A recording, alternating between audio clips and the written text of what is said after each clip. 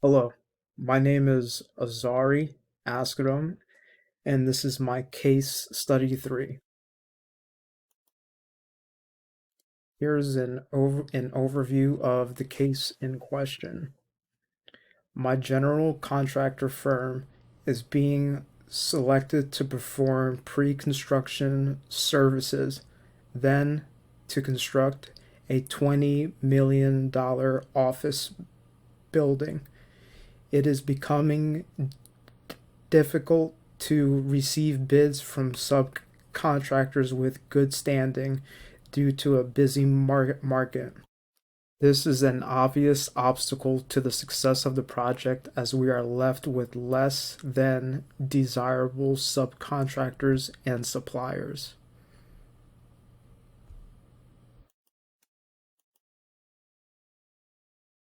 I predict that while as GC I may try my best to retain the best contractors available.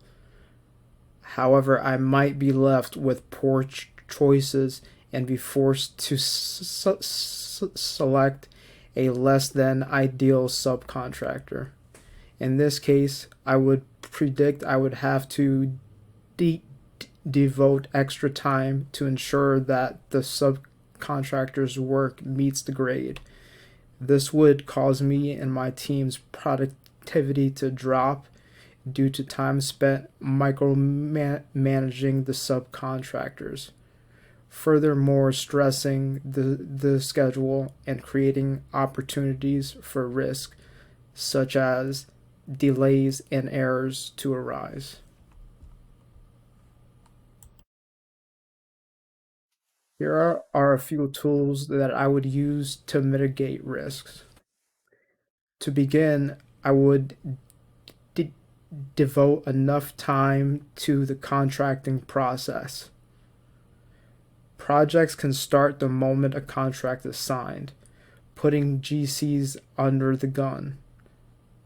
This will help by allowing time to clearly identify what needs contracting, to determine who can bid, prepare a detailed scope, and create a criterion for selection.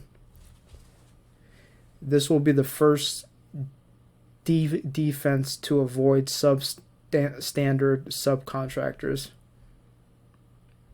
Another tool would be the criterion for selecting a subcontractor. They would include checking the subcontractor's documentation of the company and the employees. This would allow me to become aware of possible labor and legal disputes that could stall the project.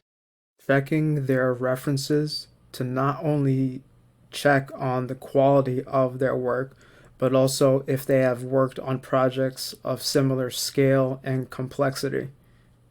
Taking stock of the proposals not only on price, but risk associated with reduced price to ensure we do not select solely on price.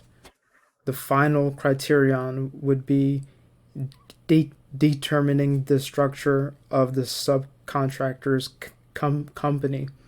A subcontractor without an adequate structure may not have the proper conditions to execute the contract on time and with the expected quality. Once the project starts, I would take steps to ensure the contract is being executed by the subs. Me and my team would track the sub's performance closely, comparing it to the contractual agreements. Obstacles may arise, project milestones are missed, initiating penalty clauses against the subcontractors, and design alterations or change orders from the final client can occur. These can cause changes to the project scope, time, and cost. Because of that, the GC must be vigilant of all changes and keep the contract in line with the actual work that has been completed on the job site.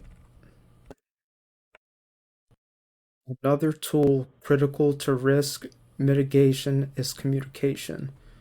The GC must have a communication plan and be using it all the time.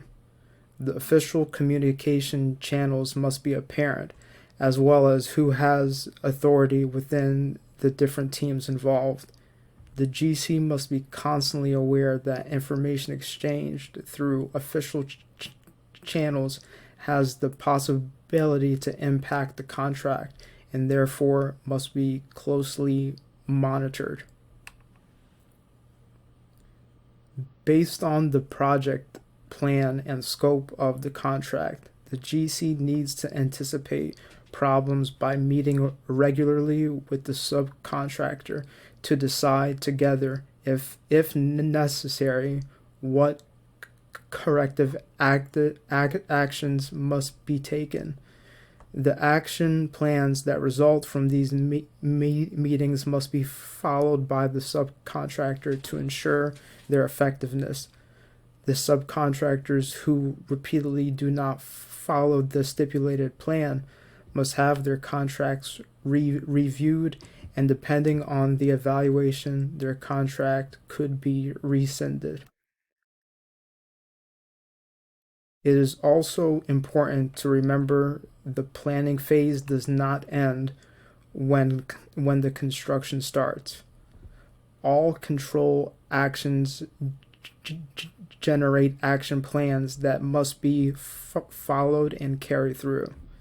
If the risk impact is big, or if the risk exposure of the contract changes during the project execution, the project plan will probably need to be changed as well.